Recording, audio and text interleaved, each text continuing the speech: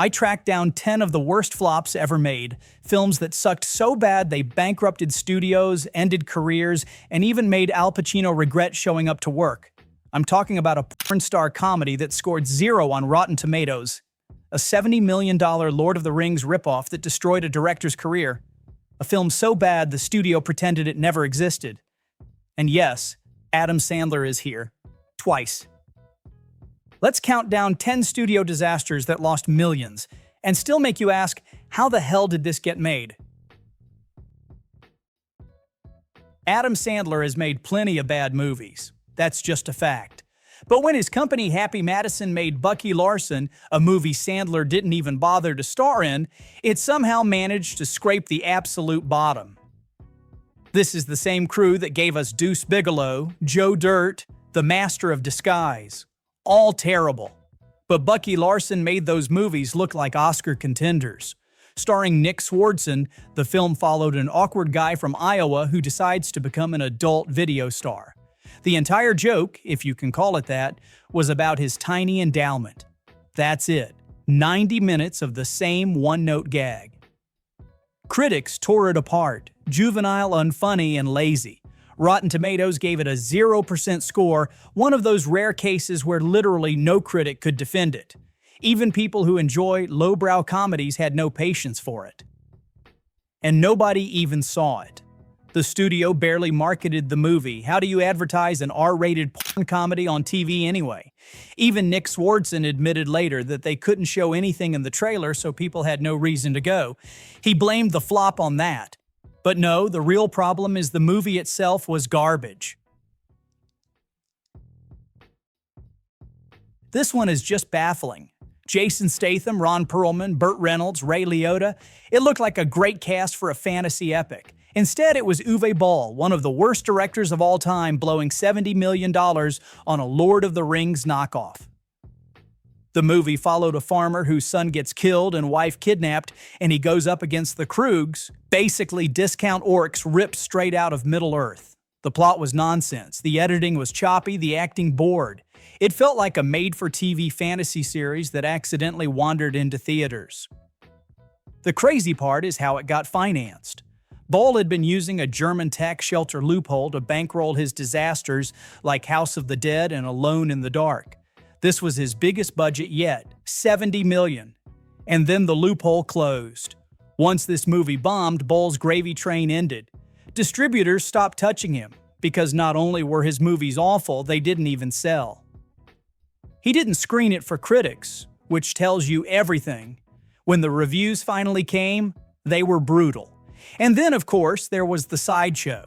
Boll literally boxed his critics in real life, bragged about it, and then delivered another unwatchable movie.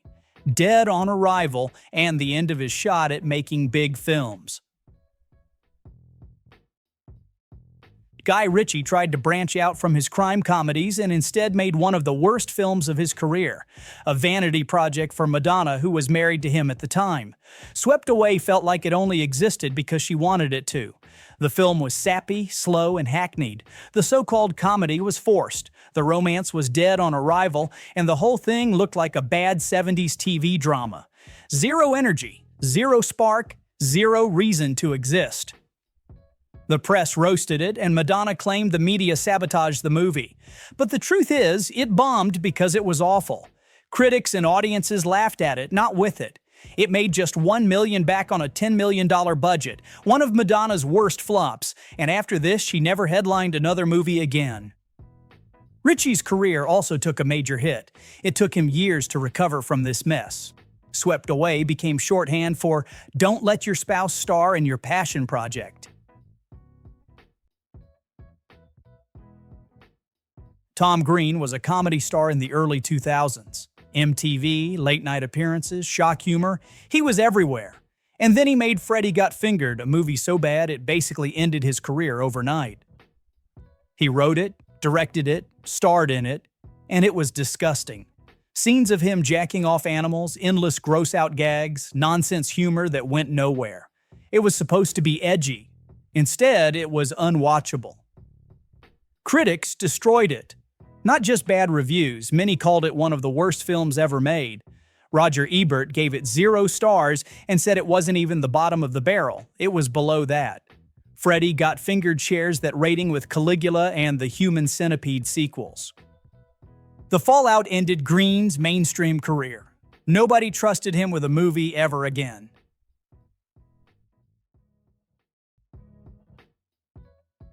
A Sound of Thunder started as an adaptation of Ray Bradbury's short story developed by the infamous Franchise Pictures. Originally, it had Rennie Harlin directing and Pierce Brosnan starring. Then 2001 rolled around, a possible Writers Guild and Actors Guild strike was looming, Brosnan wanted rewrites and production shut down.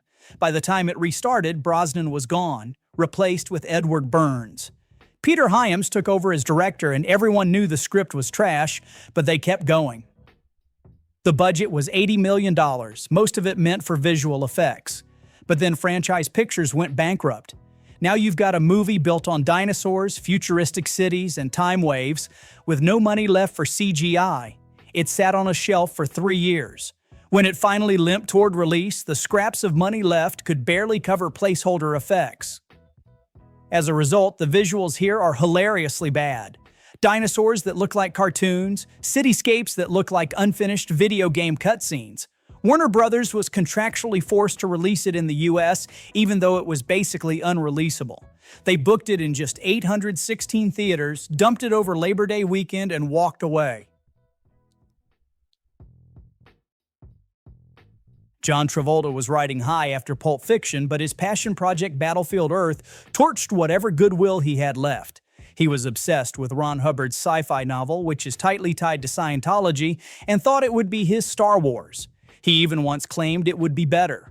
At one point, he seriously hoped Tarantino would write and direct. That obviously didn't happen. Instead, George Lucas recommended Roger Christian, who had worked as a second-unit director on The Phantom Menace. The production cost ballooned to $73 million. The result was a complete disaster.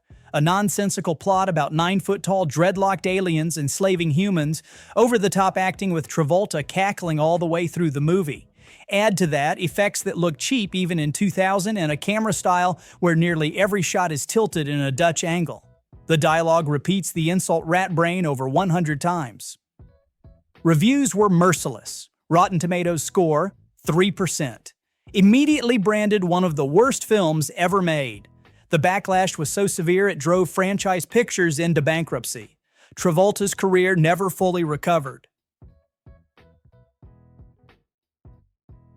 Here's how you waste talent. The script came from two-time Oscar winner William Goldman.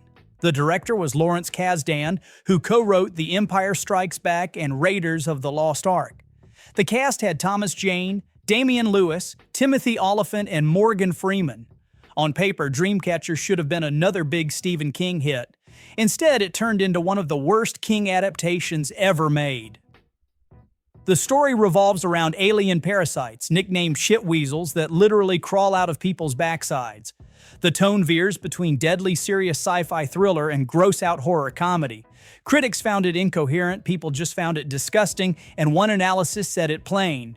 Poop-based horror was difficult to market. Timing didn't help. It opened the same week the Iraq War started, so news coverage kept people away from theaters. Stephen King himself praised it at first, called it one of the very, very good adaptations of my work, and even joked that it would do for the toilet what Psycho did for the shower. But people didn't buy it. After a 55% drop in week 2, the movie vanished from theaters for good. Adam Sandler at his lowest point. Jack and Jill had him playing both Jack and his obnoxious twin sister Jill. The humor here relied entirely on Jill being loud, irritating, and unattractive. Toilet jokes, fat jokes, a scene with a pony getting crushed. This was the script. And the worst part, the whole thing doubled as a 2-hour commercial. Dunkin' Donuts literally built their Dunkachino product placement into the plot, capped off with Al Pacino humiliating himself in a musical ad. That scene is the only remotely funny thing here, and it lasts about a minute. The rest is painful. Rotten Tomatoes score, 3%. Critics called it lazy, shameless, and cynical. Reviews accused Sandler of using the movie as an excuse to drag his friends on a paid vacation. The cruise ship scenes gave the game away. The Golden Raspberry Awards made history with this one. 10 wins in 10 categories. No movie had ever swept the Razzies before. Even Battlefield Earth had only taken 8. Nintendo's first movie. The plan was to bring Mario to Hollywood. Instead of animation, they went live action, with Bob Hoskins as Mario, John Leguizamo as Luigi, and Dennis Hopper as Koopa. It's still unbelievable that anyone thought this was the right move. The movie ditched the colorful world of the games and replaced it with a dystopian cyberpunk setting. Yoshi is a creepy little dinosaur puppet that scarred kids for years. The script was incoherent, the dialogue terrible. Hopper himself said it was the worst. Critics called it the Citizen Kane of awful video game movies, and for 30 years, that crown stuck.